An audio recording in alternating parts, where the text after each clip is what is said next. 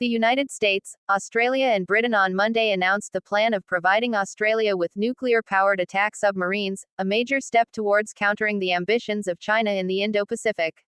In a joint statement, U.S. President Joe Biden, Australian Prime Minister Anthony Albanese and British Prime Minister Rishi Sunak announced the plan for the AUKUS project at the U.S. Naval Base in San Diego, California.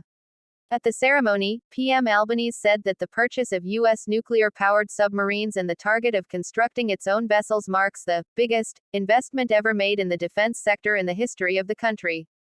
The deal with the United States and Britain is the biggest single investment in Australia's defense capability in all of our history, he said in San Diego, California, alongside British Prime Minister Rishi Sunak and U.S. President Joe Biden.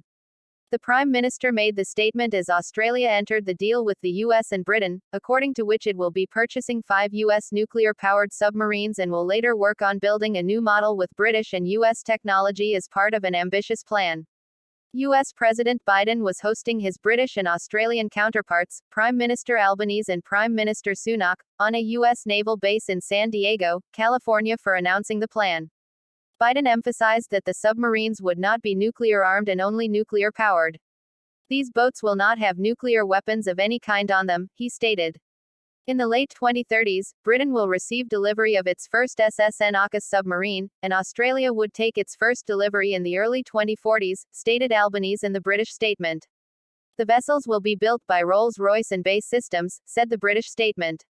Meanwhile, National Security Advisor of Biden, Jake Sullivan, said that the submarine plan illustrated the long-term commitment of Washington to guard peace and stability in the Asia-Pacific region.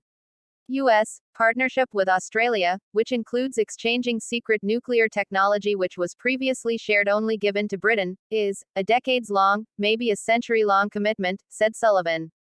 3 nuclear-powered, conventionally armed Virginia-class vessels will be sold over the course of the 2030s, with the possibility of going up to 5 if that is needed, Sullivan added. The new model, which is nuclear-powered and carries conventional weapons, is a long-term project and will be dubbed the SSN-AUKUS, he stated.